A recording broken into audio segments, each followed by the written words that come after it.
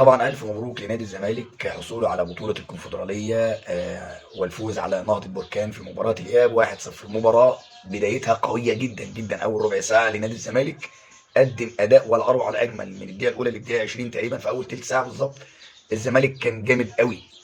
الضغط ولعب وشكل وأداء وروح ورجولة. بعد إحراز الزمالك الهدف بدأ الأداء ينزل.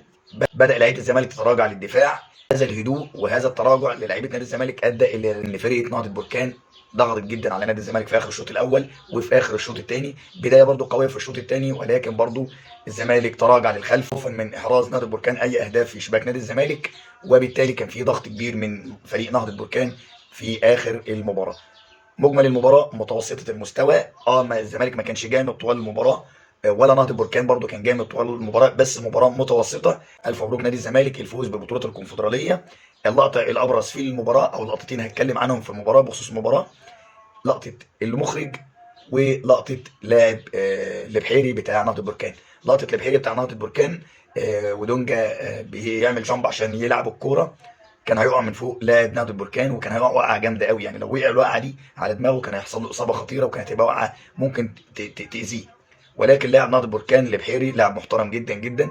مسك دونجا وحضن دونجا كده لحد ما نزل دونجا على الارض، وخلى دونجا يتفادى الاصابه وخلاه يتفادى السقوط على الارض. لقطه ولا اروع ولا اجمل، ومن اجل هذه اللقطه تلعب كره القدم. لقطه من افضل لقطات البطوله، مش هقول المباراه بس. الحاجه الثانيه فيا مخرج، فيا مخرج. هو انت ليه ما بتعيدش ما تعيد يا عم؟ ليه ما بتعيدش اللقطات اللي فيها شك على نادي الزمالك او على نادي بركان او على اي نادي؟ ما تعيد يا عم. انت ليه ما بتعيدهاش؟ هو انت مش هتحسب القرار؟ في لجنه، في الفار وفي الحكم والحكام الفار بيراجعوا اللقطات عندهم، مالناش دعوه، مفيش مشكله، بس انت عيد اللقطه بينها للجمهور. انا راجل زملكاوي والموضوع ده استفزني زي ما اتكلمت عليه قبل كده، ان محمد نصر خنقنا وكرهنا في الكوره بسبب ماتشات الاهلي سواء الافريقيه او اللي في الدوري. بس برضو انا لازم انتقد نفس الموقف طالما حتى لو بيحصل لفريقي.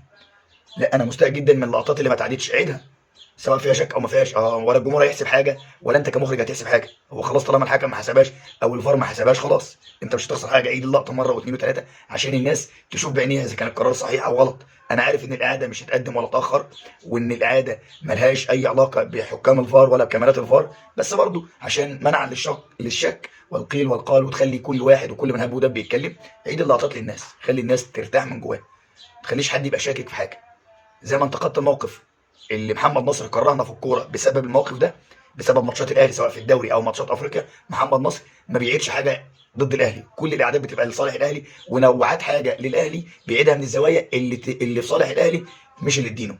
وكذلك برضو المخرج بتاع مباراه الزمالك ونادي بركان برضو عمل نفس الفعل، ان هو ما بيعيدش اي لقطات فيها شك لنادي نهضه بركان ضد نادي الزمالك، وانا رافض هذا المبدا. النهايه الف مبروك لنادي الزمالك، وبطوله هتعيد لنادي الزمالك الثقه، بطوله جت في وقتها المناسب. اتمنى ان شاء الله باذن الله ان يحصل مزيد من التطوير في اداء مستوى نادي الزمالك، وان شاء الله باذن الله كده نتمنى السلامه برضو لاحمد حمدي. الف مبروك يا زملكاويه ومبروك للزمالك.